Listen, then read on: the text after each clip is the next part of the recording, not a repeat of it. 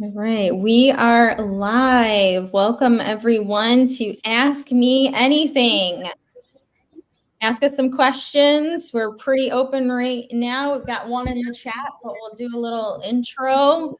I don't know how to play the little video, so we'll skip that part. And we'll just go around the horn and see who else comes in the room today with us. All right, so I'm Shauna. I work here. Oh, Brian Feltz is hopping in. And yeah, I don't know. Great 12-month webinar today. Love learning about infinite banking. Love relearning about it. And happy to be here. So I'll pass it over to Brian, who just popped in, who did What the F this morning, which was really fun.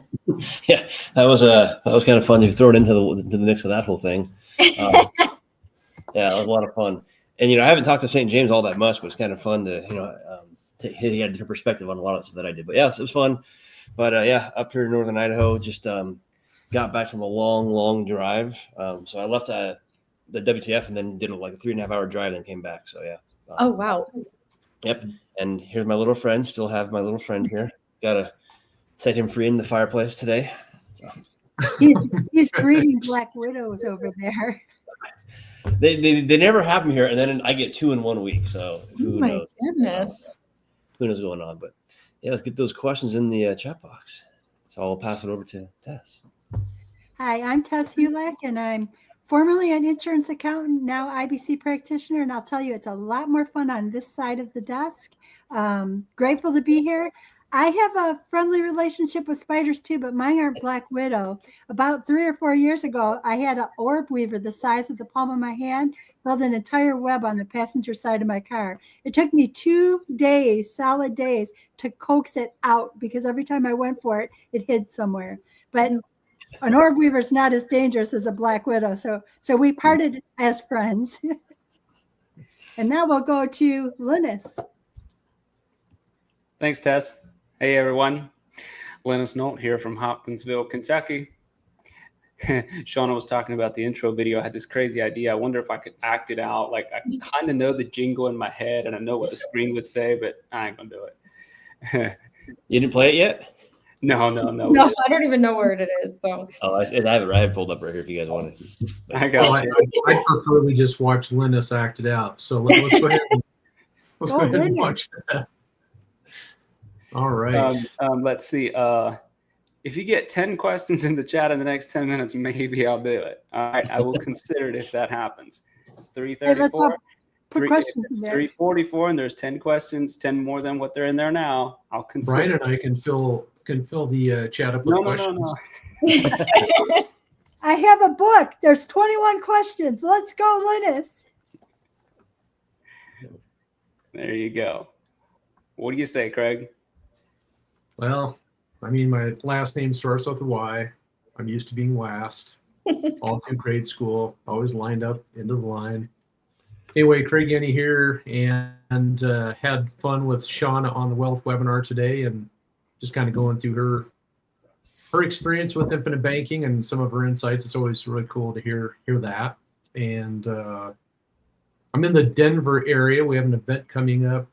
Gosh, it's next week. I saw that. I'll put it in the chat. Next week coming up in Linus. We're going to be hanging out together a little bit, spend some time. So it's good. Yeah. But anyway, let's I see Russ Ivy out there. Hi, Russ. Hey, Christian. And then all of a sudden, the list went away. Derek's out there. Steve's out there. Anyway, get your questions in the chat, and we'll address those. And Shauna or Brian are the best question readers. So do one of you guys want to be the official question reader for the day? I'll start, and then I do have to drop at 5. So Brian, you can handle the rest. So we'll the assistant question reader. Yeah, we'll start here with Michael Chambers is saying, I had cancer, but I got told last Friday that I don't have it anymore. Congratulations. It's not in remission. It's just gone. Can I still get a life insurance policy, or do I have to wait 5 years? That's great news, Michael. That's good news. Yeah. That depends. It depends on the type. and also what's actually in your medical records. They'll take a look at that and they can tell us. I'd say it's better to have a specific conversation with somebody on our team, one of our money mentors. We can drop the link in there where you can book a strategy call. We talk some specifics and then do some preliminary checks with underwriting to see what can and can't be considered. Yeah. But generally speaking, Linus, I've been told there is going to be a certain period that you have to wait. Yeah, it depends on the type. I've seen some types where they can be considered right away if they're clear. Others, there's at least a 1 year waiting period. So that's kind of why I'm saying that it can depend. Gotcha. Cool. All right. Next question is Derek Hoffman saying, when is the next experience? We actually kind of discontinued the experience right now, in one of our events that we are doing or putting a lot of that same effort into is the Private Money Club Money Tank event, which that's actually in 5 weeks from now in Orlando, Florida. So privatemoneyclub.com/moneytank. It's kind of a mix of both, and there'll probably be, over 100 people there, but it's a really, really fun time. It's just a little bit different than the experience, which was only, about 30 people. It kind of has the same, overall fill your cup when you leave feeling that the experience had. We just don't do as much stuff because there's too many of us. All right, and then Steve is saying, how much does the new Vault app cost? So if you go to BYOB BYOB Vault. you'll see it right there. BYOBvault.com, and then you'll see the price in there. Yes. Different programs, options. Yep. Yeah, Craig, real quick, how many different options are there? 2 or 3? There's actually 4, and for really the Debt Blaster plan, which is the first one, that's really more geared towards if you just have debts, want to do some velocity banking. The next one is all of that stuff plus the infinite banking, and then from there it's family plans, and then we have a plan for those that want to be their agents or want to run their clients through. So 4 to choose from. Awesome. The nice thing is you can start with one and always upgrade or downgrade if you need to. Yeah. If you need to. So. It's fun. You'll love it. Get in there. Mm-hmm. It's where all the cool people are hanging out. Yeah. Soon we'll have a chat in there. Oh, yeah, that's a great question. Yeah, Christian saying, hey, Craig, did you buy those guitars with IBC? Do you play or just a wall decoration? Let's see. So the one that's hanging the highest up there on the wall, that was my dad's guitar, Japanese guitar. When he passed away, I, had that come my way. The middle one is a Fender Stratocaster that I bought in college. And then the last one is kind of just I bought that even before IBC. So all of those are pre-IBC. I do play, but I wouldn't say not that well. I mean, I play well enough for, my own entertainment. I have played for others, but not my favorite thing to do in front of a crowd. So You have, however, bought a horse with your IBC. yeah, so there's horses, cars, investments. Yeah, there's all sorts of stuff. So we've got the cunning horse, the amazing Xena. So That's a great I just name. found out the other day Gina qualified for the finals, Nice. which is in Topeka. I'm like, well, are we going to that? Maybe. So Oh, she qualified. You're going. yeah, probably going. I love it. Gina and Xena. Yeah. Gina and Xena. So all these horses, they have their official names, but we called it Xena. Called the horse Xena. And then I know, Michael, you were saying you were going to book a call. And then just so you know, it's mentors.beyourownbanker.com is where you can find that. And the next question is from Russ Ivy saying, so here's a question of mine. I'm 6 years away from reaching age 59 and a half. Does it make sense to start pulling money out of a 401k each year to make premium deposits at that point? We don't provide financial advice. It's not financial advice, education purposes only. I'll put it in there. So I do have clients that are doing actually that, Russ. I mean, obviously you got to do your own math and make sure the mathing works to do that. But yes, I do have clients that have a 401k or a pension or some sort of a QRA, qualified retirement account, that they're pulling money from to fund the policy. It's the question really is what would be the purpose of doing that, and does it help you accomplish your goals? And that's the question I would ask you on a call is, well, what are you trying to accomplish?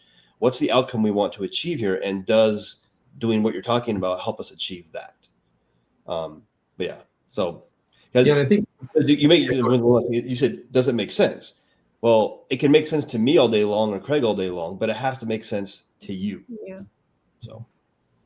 Yeah, and I think where I see this strategy being used is folks that have, qualified money, and they look at it and go, I really not sure I need this right now. And so RMDs will be coming up at some point. And really the strategy is taking that qualified money, paying the taxes on it, getting it into a policy where you then have tax advantage growth in there, and then you have a tax-free death benefit. So you can multiply your legacy doing it that way. So that's what I like about that strategy. But it certainly, like Brian said, it just kind of depends on short-term what you're trying to do. But it can make sense. And remembering you do have the penalty because you're under 59 and a half. No, he's saying he would do it after 59. Oh, after, I thought.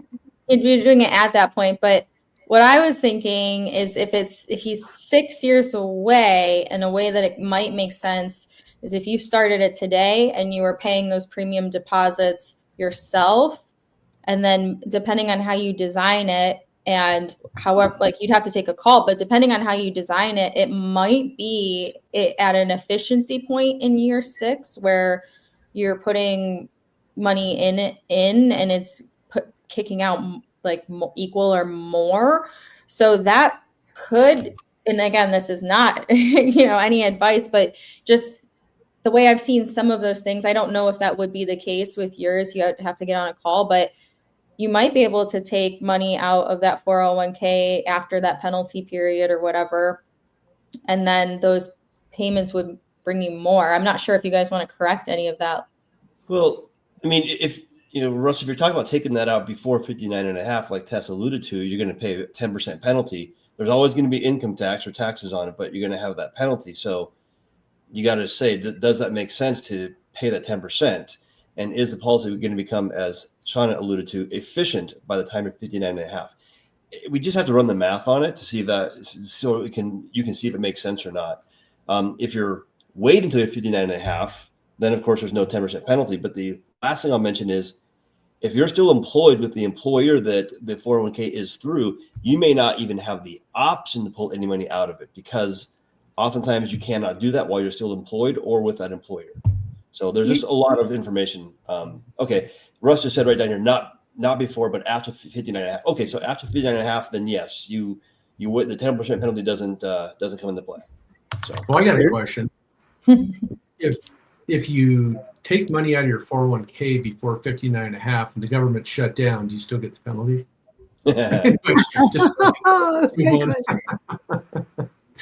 Here's an idea I had, or just an idea I'm throwing out there for now versus 6 years from now, is if you started a policy with your own money now, or your current, free money right now, and you're funding it and taking policy loans to go do what it is that you might have in mind to do, whether it's to pay off debt or invest.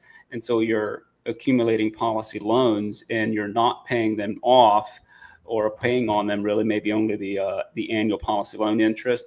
And then once your retirement money is no longer going to be penalized to withdraw, maybe at that point utilize it to pay down the policy loans to kind of get back on track in repaying your own system could be a good idea to do a system like that, depending on what it is you're trying to do, and some other factors that we would need to talk with you on one-on-one. I like that idea, Linus, actually, when you lay it out like that. All right, Cheryl saying, about to go to work as a night shift lady and tanker driver. I'll be listening. Wish I had time to participate. Her question is, need help finding a line of credit company and insurance company for cash value life insurance. Book a call. Yeah, because line of credit. So, I mean, I've had people do lines of credit, but mainly people are using a HELOC. But to use leverage to fund your banking policy, you have to be very careful. And sometimes I do not recommend it, just being straight honest here. Because if you're in a hole, that could potentially dig you deeper. So it depends on your situation and why you're wanting to do a line of credit.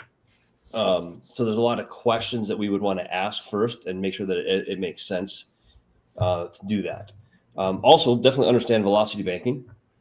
And then the big question is what's the purpose of the policy? That's always going to be the question we ask, is what's the goal here? Why are we doing this? And does that situation make sense? The insurance company is what we typically as agents would help you decide, or we decide based upon your different factors, gender, age, location, etc. So, but that's my take on that one. Yeah, and I'd say with the line of credit, if I'm just going to read into the question here a little bit, I'm assuming they're planning to take some of the money out of the line of credit to maybe do a dump into the policy. Right. Like Brian was talking about, sometimes makes sense, but a lot of that's going to depend on, do you have other debts? Are you using the line of credit for those debts? What's your cash flow look like? Because ultimately with velocity banking, you're taking that chunk out of the line of credit, doing something with it, and that net cash flow fills that bucket back up. So we just have to run the numbers, and that's one of the things that the vault will help you with, is just kind of doing those what ifs on, if I have a line of credit, I'm using it for my debts. I take the line of credit, I take some of that cash, throw it into a policy, and mix it all up. So that's where I would want to see how the numbers work out before doing something like that. Yep, and then Okay. go ahead. Yeah, go ahead. Yeah, go ahead. I was gonna say, all of our mentors are licensed in all 50 states, and then I think we work with anywhere from 4 to 5 different insurance companies. So like Brian said, as far as the second question, and the insurance company for cash value life insurance, we are those people to reach out to for sure. So we ourselves can solve half of that question for you. Okay, Steve is saying, how long does it take to complete the Nelson Nash program to become able to sell IBC's policies? Like you. Well, you don't have to take the Nelson Nash program to sell IBC policies. That's the first thing. So I don't know about everybody else on this. So when I went and got that thing, when I got certified, I didn't really consume any of the materials they provided, because I took the test and passed it, because I'd been doing IBC for so long. I did peruse the book quite a bit, and for anything that was unique, but I would say it's going to take you probably at least. I would say give yourself at least 4 weeks to go through it, because there's videos and a book. I would say at least 4 weeks. I know people have done it faster in our team, but. And you do it as a person that was new on the life insurance side. I had 30 years experience in the insurance industry, but yet I went through the interview, and I have to have a mentor sign off before they'll actually give me the IBC practitioners. So there's it's not cut and dry that you can just take an exam and then you're a practitioner. There's a little bit more to it. I was going to say, they actually, you have to have a policy first, and you have to have experience with IBC. Like, that's the big thing. So you can't just jump into that thing and expect that to get you up to speed as an infinite banking practitioner. You have to have some boots on the ground experience, in my opinion. Because I don't know if they've declined anyone, but you go through an interview and then they'll let you know if you're approved into the program. Yeah. The way I would look at this response on this question is, if you've been doing infinite bank, like Brian said, if you've been doing it for a while, you just sit down, you can probably do pretty well with the test. But when I went through it, I went in it with a mindset of, I'm not just going to waste my time. I want to actually see if I can learn something. And the Austrian economics portion of it was interesting. So That's good. It was good. I spent more time digging into that and reading books and then digging in more to it. So really it comes down to the question of, are you trying to get the check mark, get through it, or are you trying to get through and actually learn and really, really deeply understand Yeah. what I had a Nelson, mentor before. Yeah. Okay, sorry. what Nelson was trying to get to, because a lot of what he was basing his program on, this whole program on, was Austrian economics and why the fractional banking system is bad and why this program is better than that. So when you dive in and you spend that time really understanding it to that level, then I'd say don't be so worried about getting the check mark, and getting through it in 3 weeks. Yeah. So I had a mentor beforehand that taught me specifically infinite banking. So I had a different approach to how I learned it. So that was kind of different. And then he actually taught me Austrian economics. And so when I started going through this, I'm like, wait a second. Oh, it was really cool to see that, that correlation and the knowledge there. But also like the book, The Case for IBC, that book does talk about that same thing really well. And so that's written by Carlos Lara, one of the guys that is, heads up the Nelson Nash. And so if you read a lot of their books ahead of time, you'll see a lot of that kind of that repeat stuff, which is really good and kind of lays that foundation. But yeah. I love it. All right, folks, y'all were close, but not quite. To back up for everyone new here or just jumping on, we normally, when we start this webinar here, we play an intro jingle. We didn't play it this time around, and I suggested maybe I'd try to act it out and say what comes on screen on the short little intro video. I said if there's going to be 10 new questions in 10 minutes, I would do it. So at that 10-minute mark, I went back and counted only 9. Are you sure? Recount. I think there were some statements in there that are also questions. Yeah. I counted actual questions. Oh my God. All right. Derek Kaufman's asking you, Tess, are you still attending almost every event? Yes. I don't think I've missed one. Just So the when one that am you I had gonna see COVID it? What at. was that? Just one that you had COVID at and you were at the event, you had to turn around and go home. That's the only time. That one was a bizarre one. There was only 4 people allowed and I couldn't go because I had COVID. I drove all the way to Buffalo and had to drive back home. Oh, geez. Yeah. All right. And then I'm leaving in 5 minutes, Brian, and I'll hand it over to you. But can I open a whole life policy for my children, my wife, and myself through a trust and control it as the trust? Yep. Yep. Pretty simple. Okay. A lot of our clients do that, actually, by the way. Now, the one caveat to that, though, is you need to talk to an attorney about this and make sure they set it up correctly, because you've also got to understand the tax consequences if you have the trust as the beneficiary. Because there can be different tax consequences, because the death benefit is passed on tax-free guaranteed, but not always the case through a trust. So if the trust is the beneficiary. So just got to make sure you understand that kind of stuff. A couple of those things I'm a little unclear, what the benefit even really is to have a trust control the policy. So I'm curious to hear some of you guys' take even. Yeah. Because a policy is already a private asset. So controlling it, I mean, it's not like the government can come in and control it for you like they would a lot of other accounts, even a bank account. And the beneficiary already receives that death benefit as a tax-free lump sum. So I don't really see where the benefit of the trust is, unless you start getting into a much bigger system where you want to designate what happens with the money and everything in the trust in future generations.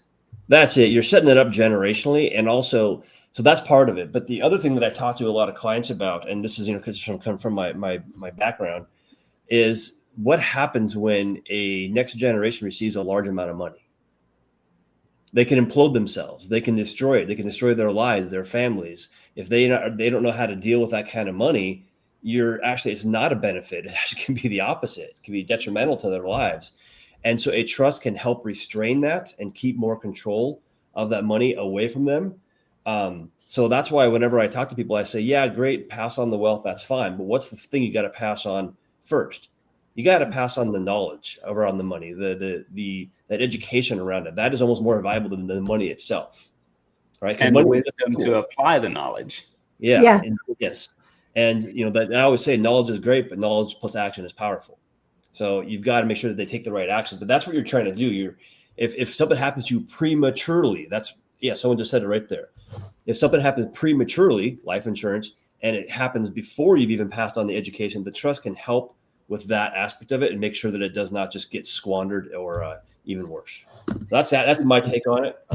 Yeah, the other piece that I'd add to this is there's so many different kinds of trusts that in some cases it wouldn't make sense for the trust to own it. In some cases it would. In some cases you want to be the owner, the trust the beneficiary. So a lot of this is going to be situational. So there's not a good, easy answer for that. But one of the things, Linus, you mentioned, why would you want to do that? And even in, say, Colorado, other states, we don't have all that great a protection on cash value. So that's still, although some states fully protect your cash value, some don't. Colorado sucks. So for me, in my trust structure, I do have some of my policies owned by the trust, controlled by the trust. The trust does the investments with them. I've got other policies that are not in the trust, but a lot of those things depend on, one, what you're trying to accomplish, and two, what is that trust structure that you're building? Is it revocable, irrevocable? How do you have these things put together? But I think there's so many different types of things to consider. It's hard to say, do this. Sure. Yeah. And to the person posing this question, they said my children are not mature enough. It brings up a thought here. Insurance carriers typically will not allow a minor to be a beneficiary of a policy, just because them being under 18, the death benefit could not be paid out to them if that were to become the thing. So that's also something to keep in mind. Typically what I would suggest is to have whoever's going to be taking care of those children, if you were to pass away, have them be the beneficiary, or the trust, like you suggested in the first place. Yeah, I mean, in those types of cases, putting together a revocable trust on the front where you have people named, who's going to take care of the kids, the trust is the beneficiary. That way the people that are taking care of your kids do have resources, but it's not a beneficiary directly to them, or they're like, hey, party, so it's with that trust structure, you're going to have that ability to have instructions from the grave. There you go. Because what do they say? The first generation builds it, the second one blows it, and by the third one, it's all gone. Yep. I'm actually experiencing that in my own family right now. Are you? That's sad. It's I wouldn't say the second generation is blowing it. It's just part of the retirement strategy, right? And that was, they knew that, decades and decades ago that was going to be there, but it's watered down. So it's going to go from, let's say, 7 figures to low 6 figures and then to 0. Yeah. Right. I feel like I've heard it said the first generation makes it, the second one maintains it, and the third one blows it. I'm not sure. Yeah. It could be that. Yeah. Yeah. So but I'm seeing it right now, and it's interesting. I'm like saying, oh my gosh, it's going to go from this figure to this, to this, to this. It's like, wow. And which is why it's so important too, when they say as soon as the next kid is born into your generation, you want to get that policy on them right away, to maintain that system. Because if you don't have a plan together to maintain the system, it's going to happen exactly like you just said. Yeah, and Dexter says, 4th generation is 0. But so that it's kind of funny. That's the infinite banking does the exact opposite of what we're talking about. And it's so simple. You can use the same money into the policy. Doesn't really change your financial life, except the next generation, it does. It goes up, and it goes up, and it keeps going up and up and up. It's like, it's so weird that, we're just learning about this. Now, granted, though, when my parents or my grandparents were, my age, this stuff really wasn't known. It wasn't talked about. And actually, even the policies that we do today didn't even exist back then. They existed in a different format. So I would just say that the one caveat in the last probably 20 years, there's been so much advancement, it seems like, in the products that are available, the way you can build policies. It's even more powerful today than it was in the past. It's just kind of my opinion. Mm-hmm. I want to add something about, of course, you were talking about going from one generation to the next. It can even be inside the existing generation. I have, so in my in-laws family, well, she was a year and a half old, and there was a terrible farm accident that took her life. If her parents, my in-laws, would have had coverage on her, it could have definitely changed the time since then.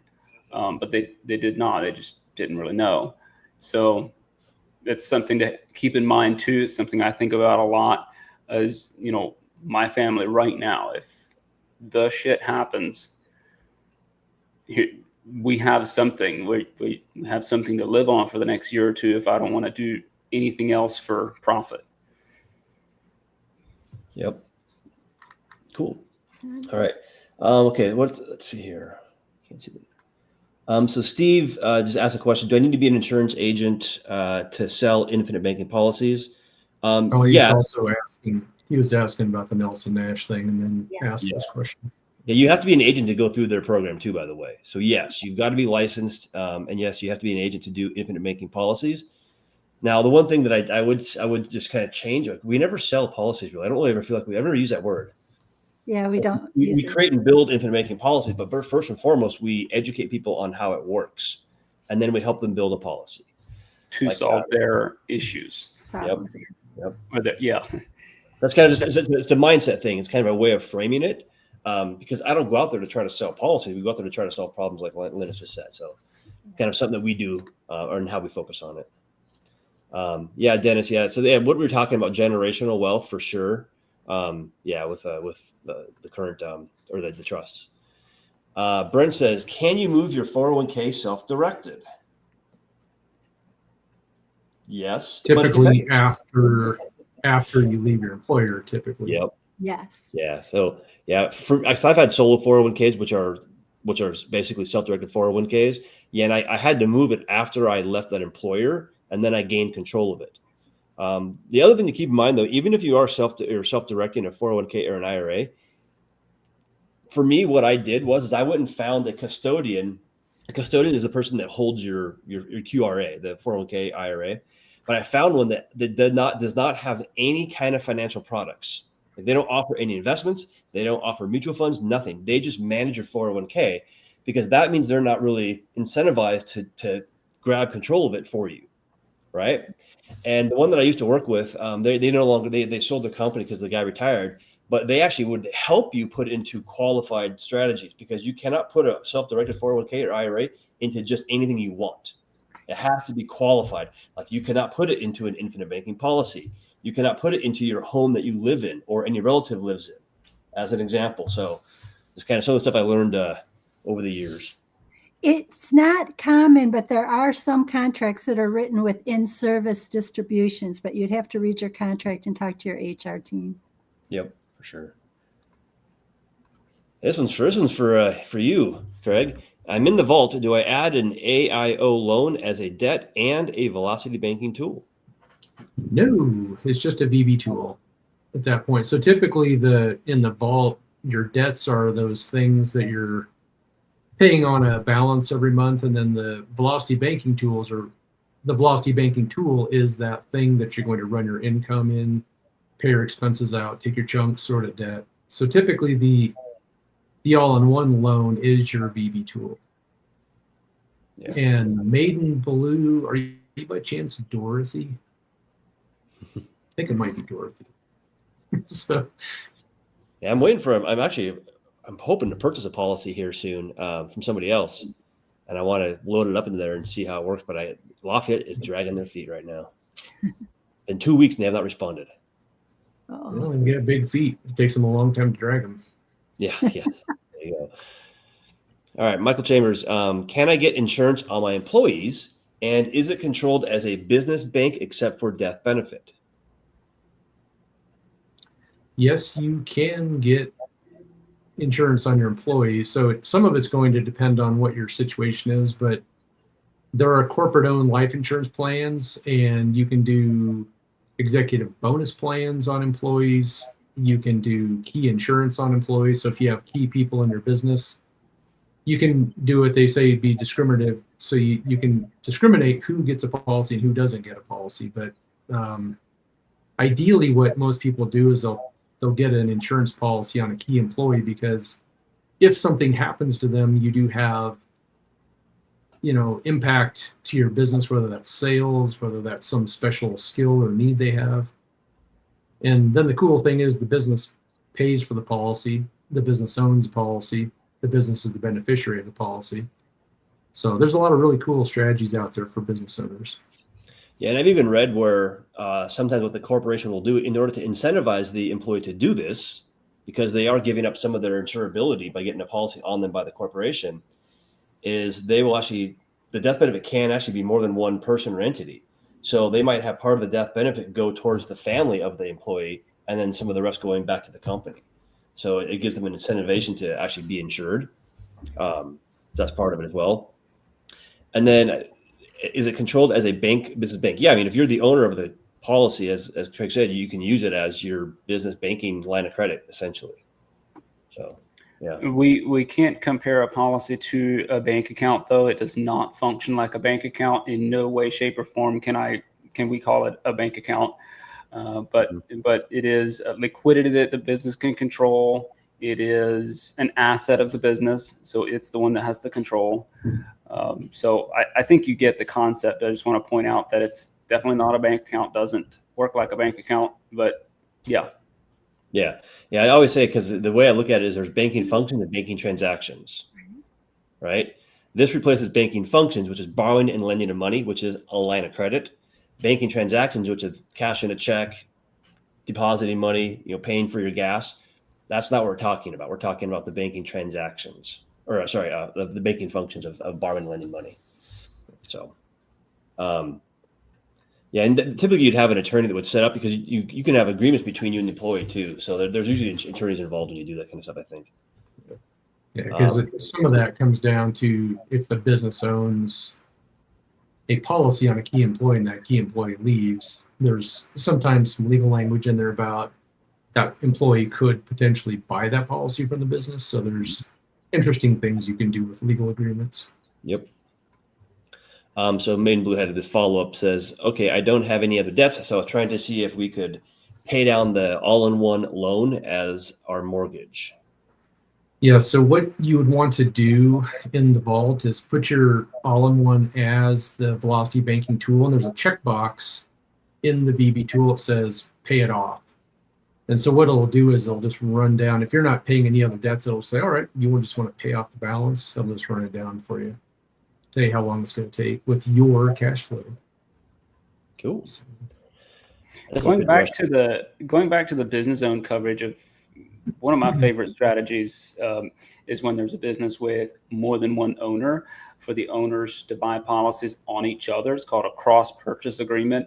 That way, if one of the owners passes, its death benefit provides the other owner the capital to buy out the deceased owner's family, or whoever would have been the new owner or gotten the ownership.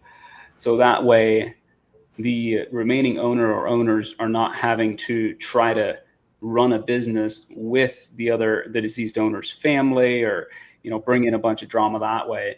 So I really like that strategy. Yeah. And that's really, and Linus, I'm glad you brought that up, because that's a really important point where people get so busy running their business, and then God forbid something like that happens, and you're not prepared. You don't know what's going to happen. You don't know how you're going to deal with that. So that's super duper important. Absolutely. All right. So this one's from Richie Williams. Says, have you heard a waterfall mechanism where every person is covered and the benefits go back into a kind of family bank? Yes, it's called, there's a book called What Would the Rockefellers Do that actually talks about that exact thing right there. And so I would recommend grabbing that book. It's by Garrett Gunderson. Wait, there's more. Brian, are you able to get the private chat and put it in the public chat? Because I put a link in there.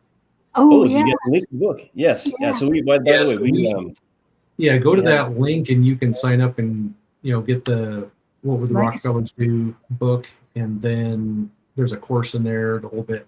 So. Yeah. So it talks exactly about that same thing. And so that's what the Rockefellers have done for generations. It all goes back. And if you read the book, it's kind of cool how he talks about how they do this. It's like everybody has a policy. Everybody gets a policy when they're born. and then all of the cash value, or sorry, a death benefit goes back into the trust, which controls the whole mechanism. And then if you want a loan, you have to approach the family bank, which is a trust structure, and request a loan. And so you don't control the policies, actually the trust does. And if you do good by that loan, go back and get another one. If you do bad by the loan, you might be cut off and cannot get any more loans from the family bank. So it's a really cool book on that. And that's obviously very high level stuff, but it's a great one. I read that. And in one. those cases, that death benefit, when that person passes away, it's going to refill the money they took from the trust that they didn't pay back. Yeah, exactly. It's very cool. Okay, I just went through that. Okay, yeah, so maybe we went through this. I have an active 401k with current employer and then a separate 401k from my previous employer that I rolled into a solo 401k. So yeah, so she did, I think his name's Katie, did exactly what we're talking about right there. So yeah, it's been a long time since I did that, but that's essentially what I did too. And then of course the 401k got destroyed. That's a whole other story in its own. Mm-hmm. All right, let's see here. Susan Child says, what can we do when the insurance company changes some aspects of the policy, like loan interest rates, that create a negative delta or others? It seems like we are stuck if it doesn't perform as we understood. Well, I think, yeah. I mean, from my perspective, when people, because I've heard the argument of what happens if the loan rates go up, and if you look at history over time, if interest rates are going up, it's typically because the rates in the market are going up. There's some different calculations they do off the Moody's index and other things, but what you'll see over time is the dividends and the interest rates kind of move together. Mm-hmm. So if you go back to the late 80s, early 90s, interest rates were really high in the market, dividend rates were really high. Go to the last several years when, you say 5, 6, 7 years ago, interest rates were hovering around 0%. It's almost like the bank was going to charge us for putting our money in the bank. But what was happening is everything just kind of goes down together. Those loan rates go down. Once loan rates go back up, dividend rates come back up. So they almost track together. And I have not seen cases where there's this big difference between the loan rates and the dividend rates. Yep. They move together. Yeah. And generally speaking, that's really all the insurance company can really adjust, which is those two things. There's really not much else they can change on the policy. But yeah, the dividends have historically been pretty consistent, and the interest rate is 0 to 8%, by the way, too. They can't go above 8% in most cases contractually on the policy loans. And of course, these insurance companies are mutual, owned by the policyholders, so they want everything to work correctly. They want everybody to, do well by the policy. So, yeah. Okay, so this is a funny question.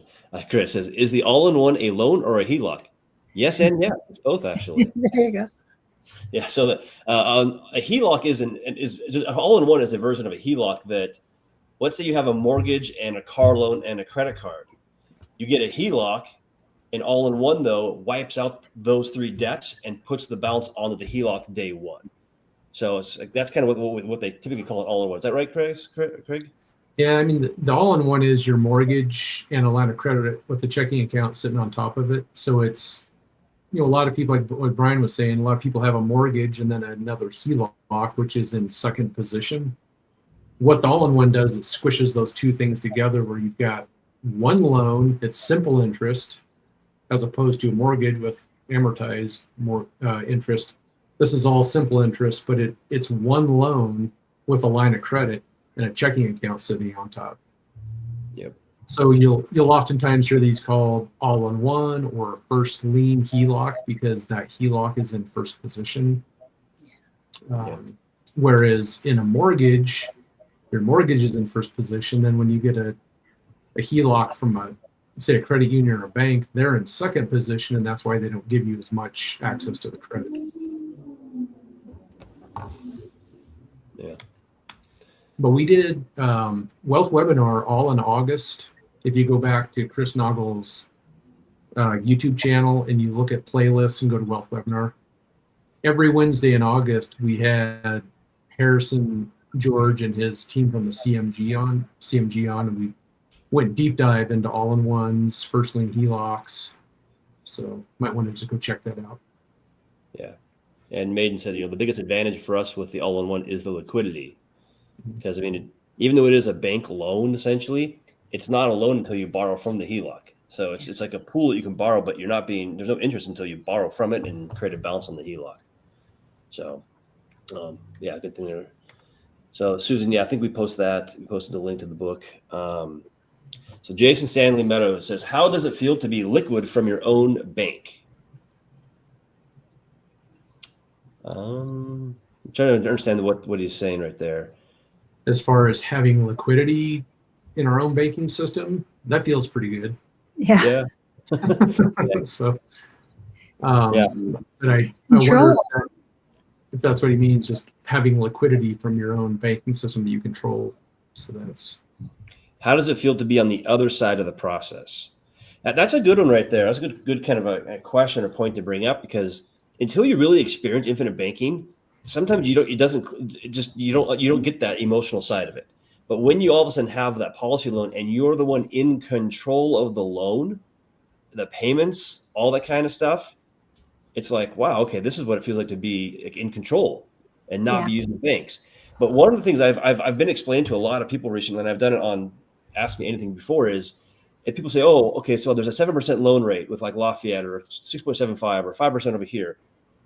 Yes, but I always say but, because if you borrow $10,000 from a policy loan at 7%, and that is round simple math, and you don't make any payments on that policy loan, you're charged $700, 7% of $10,000. But let's say if you make 12 equal payments of $833 throughout the 12 months at 7%, how much interest are you then charged? Well, because you're only charged interest once a year and you're paying principal every month, you only charged $350 of interest. Like, all of a sudden people are like, when you understand that math right there and you have that ability, to me, it changes the game even more, because now you realize that when you're in the bank, you are in control and you can even affect the interest rates to be lower. And Craig obviously knows this, because this is what we do with the debt mapping out, is we're just effectively blasting that interest lower and lower and lower. So that's why I love that side of it. It's probably one of my favorite sides of infinite banking. So, and this feeds in well to Susan's next question. Yeah. So, but Lafayette changed its loan rates to be about 1.25% more than the dividend. Did all insurance companies do that? Well, no, but keep in mind, Lafayette also pays a little bit better dividend rate sometimes too. So there's kind of an offset there. But if you take into consideration what I just said, I don't really care if it's 6%, 7%, or even 5%. I don't really care what the loan rate is, because I'm going to blast that interest rate lower anyways by the very nature of me actually being the bank. So, and the other thing too is you have different things going on, so it's not just about the rates. We always have to look at the volumes of interest. And what I mean by that is, if you have a loan, it's going to be on a smaller balance, and then like Brian said, if you're paying it back, then the interest rate even goes lower, because it's simple interest, you're paying principal. But everything you have in your policy, and the more mature that policy gets, the bigger and the faster that flywheel spins to where your dividends, your cash value are growing. And it's just like, it's not about the rates. Like, what did I grow versus what was my interest cost? And you're going to see a positive arbitrage in almost every case when that happens. Yeah, it's really hard to compare the dividend to the loan interest. It's very challenging, because it's the interest is very simple on the policy loans. The dividend is calculated. I'm not gonna say it's a simple calculation, but just understand it's uninterrupted no matter what you do, and it grows faster and faster, like Craig just said. So they're kind of hard to compare. That's why people that have policies and they've had them for 3 to 5 years, they're like, oh my gosh, this is ridiculous. This is awesome. But And I think we still didn't mention too, there's a death benefit also as part of this whole process. So there's so many benefits that I think she's only focusing in on that one little area. Yeah. Yep. Yeah. Of course. Yeah. Top of the HELOC right there. Okay. So Russ Ivy says, hypothetically, if the insured is a different person than the policy holder, which, by the way, policy holder is policy owner, can the insured revoke their status at any point if there is a falling out of a relationship? No, they can't. In fact, I'll share a kind of a not so funny story about this. So I have a client who had a policy, not a small one, by the way. The owner is his wife, who's now his ex-wife, and she owns the policy, and they had not a very good divorce. And he's the insured. He cannot do anything. She's using it. She's funding it. And he can't do anything about it. And so and it was originally his policy. He actually had originally funded it and did all that kind of stuff. But for some reason, she got control of it somehow. He gave her the ownership. And then he didn't realize during the divorce that he should have actually put that inside the whole proceedings. I don't know how they worked if they've been divorced. That he should have gotten ownership back of it, but he didn't do it. And now he's out of luck. But yeah. And probably in spite of her, he's going to live forever. Yep. It was definitely not very kind words, nothing like that about her. Yeah. So, but when I saw Russ's question, what it reminded me of is how the banks do it. And for those out there that want to know more about this, go look up bank-owned life insurance, BOLI. Mm-hmm. And when you walk into a bank and you see, everyone walking around with the gold badge, VP of whatever it is, VP of customer service, VP of janitorial services. What the banks are doing is they're putting insurance on key people. They own the policy. It's on the insured. And in most cases, when that person leaves, they just keep the policy. Yep. That brings up an interesting observation I had a few days ago. Very key person at my small local bank that I bank at was instantly killed in an accident. And so I haven't researched yet, if I can get a hold of some information on that or not, but I have a feeling they had a decent amount of coverage on him. So, hey, it might mean a new branch for this bank. I don't know, but he was like their top loan officer and one of their best branch managers and things like that. So it's definitely a major loss to them. Yeah. I had a client that actually this is a few months ago was going to go do a presentation in front of his local credit union bank in front of the higher ups. And I told him, ask them if they all have life insurance from the bank on them. And he did. He went and asked them all. And he came back to me and said, they all said yes. The bank has life insurance on them. I was like, there you go. And so, it's pretty crazy. Okay, we've got a couple more questions to power through here. So, Damien, hey, Damien, how you doing, man? It's a damn shame that the government officials are finding out that they are not protected from government shutdown. I've been through 2. This will be my 3rd. IBC covers me. They should know. Yeah, that's a good kind of point. It's that's pretty crazy. That shutdown just happens today. But yeah, if you have a policy, you can use that as a temporary income source during the slow times, I guess I would say. But yeah, so let's see. Okay, this is interesting. So Jason Stanley says, tell people number 1 best part of living infinite banking, each guest. I'm assuming you're referring to us 4. I'm assuming. But for me, the best part of infinite banking, geez. It's kind of hard to choose one. I would say that one of the things I like about it is the privacy. So the loans, the policy, it's all private and it's protected. So that's one of my favorite things about it. It's not on my credit report. It's a protected asset. That's one of my favorite things. I think for me, I love to see what it can do, like even for generations. Linus and I just put a 5 policies together for 3 generations. And when I look at, for me, there's something really comforting in knowing that they're not going to have to worry about money like maybe I did when I was younger, and that they can pursue life in the way that follows what their heart, what their God-given gift is, and that it won't be the financial handcuffs that maybe I felt that I had younger, because even though I worked in the insurance industry, I didn't understand any of this. So there's a freedom in it that gives me hope that maybe as a world we can start to heal. I know, philosophical, but I'm kind of like that. Yeah. Yeah, for me, control is important. Control is very important. Being in control of the financing I use to make major purchases in my life. But I would say right now, the number one best part of living the concept is having that death benefit protection on everybody in my family. My father just passed away at age 51 a few months ago, suddenly, unexpectedly, aggressive cancer. Now, he was in a religion that basically prohibited any kind of insurance, so there was no coverage on him. But it definitely showed me, or the aftermath showed me what happens, if somebody passes away without coverage.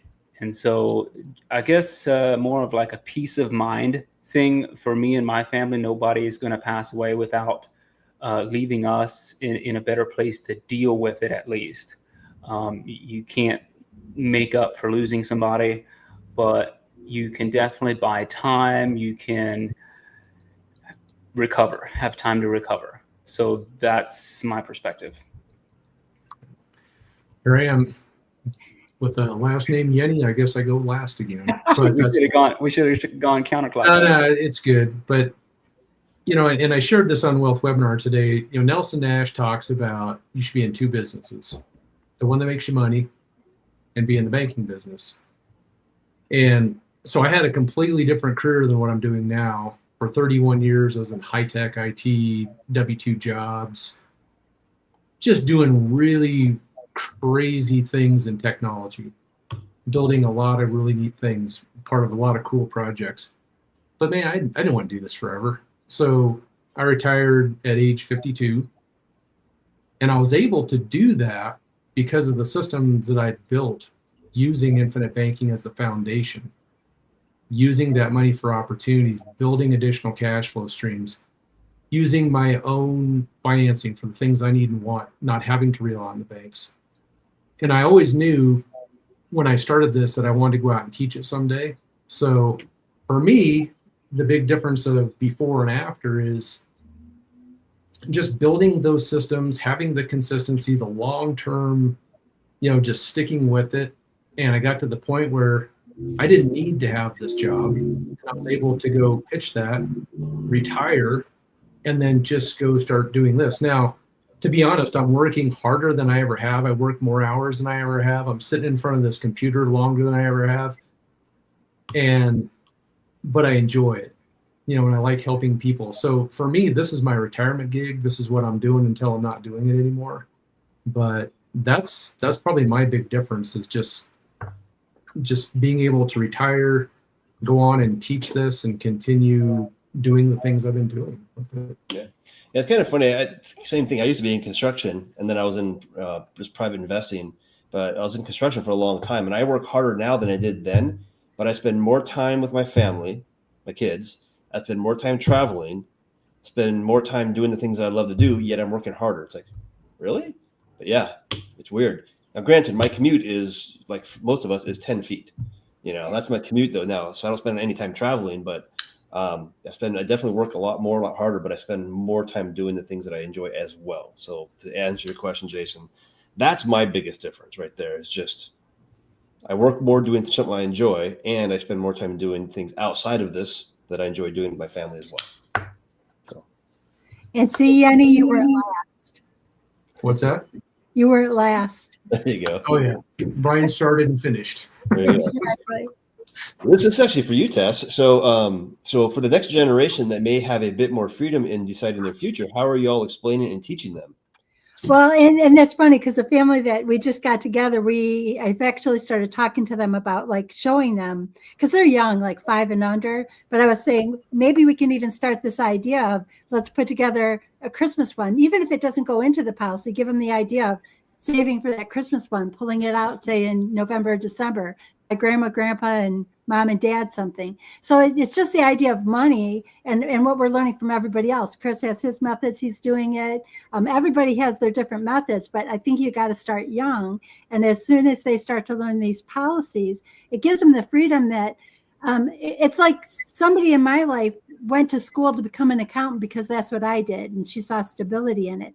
I think that by having these policies together, we're going to give them the opportunity that they're not looking for the job that's going to find the best financial rewards, but it will be the most true to what their calling is. And I think that's what I'm hoping, is that by taking back financial control young and being able to build these banking systems, they can pursue what I believe will help to heal many of us. I think a lot of us are being pushed in directions because we don't have the financial resources to pursue what our heart leads us towards.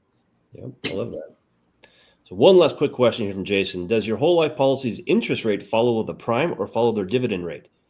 Neither, actually. They're actually, their interest rate is up to them, honestly, but it actually follows their portfolio performance. So their portfolio is invested in bonds and treasuries and real estate and buildings and all sorts of things like that. But keep in mind that their overall portfolio includes policy loans. So the returns on the loans should be very similar to the rest of their portfolio to make the portfolio, all sort of equal, I guess. And then some people say that they follow LIBOR a little bit as well. But if it is impacted by things such as prime, it takes a while for it to even affect it, because insurance companies, they're so big and they think so long term. Whatever's happening today and tomorrow is a pebble in the road as far as they're concerned. It kind of really is a little bit, but they plan out a lot further in the future than I think a lot of other maybe corporations should. But I don't know. And even to that, because I speak all the time that I am an insurance accountant for 30 years, and there's like 2 sets of financial statements, and don't freak out about it. We have one set of financial statements. It's basically the going concern, but the set that I prepared all the time were the statutory statements, were basically liquidation type statements. They wanted to know, if we close the doors right now, is everybody covered? So it's that kind of an idea that they're planning till the last policy settles out. And if we're insuring somebody who's 5 years old now, how many years out is that? So an insurance company, like you said, is looking 80 years out. They have to. And it's interesting that correct me if I'm wrong, but when they bring on a new client, they're losing money on that new policy for the first 7 years approximately. Yeah. Not over the hill, so to speak, until around 7 years. So they're definitely in this for the long run. Yeah. So yeah. And then Kedrick, obviously one of our team members, said he's uninsurable, but he's able to participate in IBC because he was able to buy someone else's policy, which, by the way, I'm trying to do right now on somebody. I'm hoping it goes through here soon. But yeah, so yeah, you can buy other people's policies sometimes. So. Well, the last thing I want to touch on is Dexter's comment there. He says, make sure you put a password on your policies. I think he posted that when we were talking about this one lady having obtained ownership of a policy that was actually on her husband, originally owned by her husband, and then they went through a divorce. I'm not aware that you're able to really put any kind of lock on that. If, say, your spouse has, or somebody has your date of birth and your social, they would be able to speak to the insurance company as you, basically, you.